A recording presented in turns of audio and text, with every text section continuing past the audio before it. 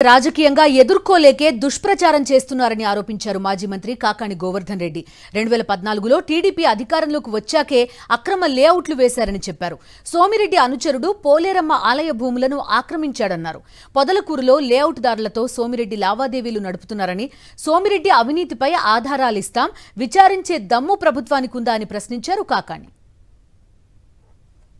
మొట్టమొదటిసారిగా తెలుగుదేశం ప్రభుత్వం అధికారంలోకి వచ్చిన తర్వాత 2014-2019 మధ్య విచ్చలవిడిగా ఈ అక్రమ లేఅవుట్ను ప్రోత్సహించడం, ప్రభుత్వ స్థలాలను కబ్జా చేయడం, చివరికి సోమిరెడ్డి అనుచరుడిగా ఉన్నటువంటి వ్యక్తే పోలేరమ్మ మాన్యం దేవుడికి సంబంధించినటువంటి స్థలాన్ని కూడా ఆక్రమిస్తే స్థానికంగా ఉండేటువంటి ప్రజలు దానిని ఎదుర్కొని ఆ ఆక్రమణలన్నిటిని కూడా తీసివేయడం జరిగింది. మొత్తం రోడ్లు, డొంకలు, దారులు, పోరంబోకలు అన్నీ ఆక్రమించి వేశారు.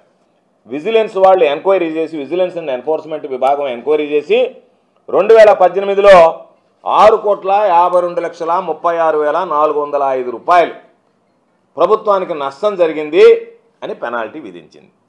2016లో విజిలెన్స్ అండ్ ఎన్ఫోర్స్మెంట్ ఎంక్వైరీ చేసేటప్పుడు ఏ ప్రభుత్వం ఉంది?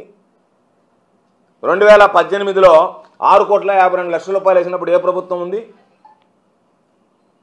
ఎందుకని మీరు ఈ అక్రమ లేఅవుట్ల మీద ఆ రోజు కొరడా జులిపించలేకపోయారు? మీ ప్రభుత్వంలో 6,52,00,000 రూపాయలు వాళ్ళు ఇస్తే సోమిరెడ్డి వాళ్ళ దగ్గర అందరి దగ్గర 2 కోట్ల రూపాయలు ఆ రోజు డబ్బులు తీసుకొని మీరు కట్టాల్సినటువంటి పని లేదని చెప్పి ప్రభుత్వ ఆదాయానికి గండి కొట్టి మీ ఇష్టారాజ్యంగా వ్యవహరించమంటే ఆ రోజు అధికారులు తీసుకెళ్ళి నోటీసులు ఇవ్వడానికి పోతే అది కూడా రాశారు. దీంట్లో వెళ్ళి 15 మంది అసలు మేము నోటీసులు తీసుకోమన్నారు.